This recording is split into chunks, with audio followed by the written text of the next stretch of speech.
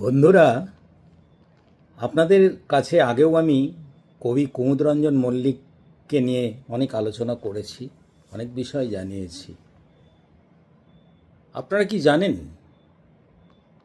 কুমুদরঞ্জন মল্লিক জল যেখানে সোহাগ করে স্থলকে ঘিরে রাখে, বাড়ি আমার ভাঙনধরা অজয় নদীর বাঁকে।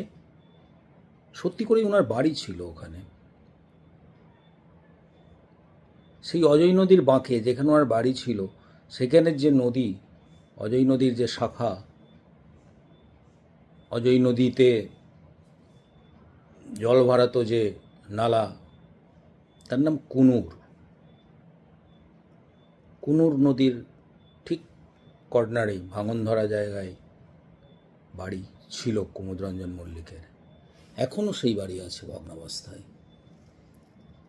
তো সেই কবি সেই বাড়িতেই ছিল কিনা জানি না, উনি একটা সুন্দর কবিতা লিখেছেন। কবিতার নাম মেনি। আমি পড়ছি, শুনবেন, ভালো লাগবে। সেই কুনুর নদী, তার আগে একটু বলে নিই, ওই কুনুর নদীটা হচ্ছে পূর্ব বর্ধমান জেলার মঙ্গলকোট ব্লকে রয়েছে। মঙ্গলকোট যে এরিয়া, মঙ্গলকোট ব্লক অফিসের খুব কাছেই ওই নদীটি বয়ে গেছে। সেই কারণে মঙ্গলকোট পঞ্চায়েত সমিতি বা বিডিও অফিসে একটা গেস্ট হাউস আছে, যে গেস্ট হাউসটার নামকরণ ওই নদীর নামে রাখা হয়েছিল।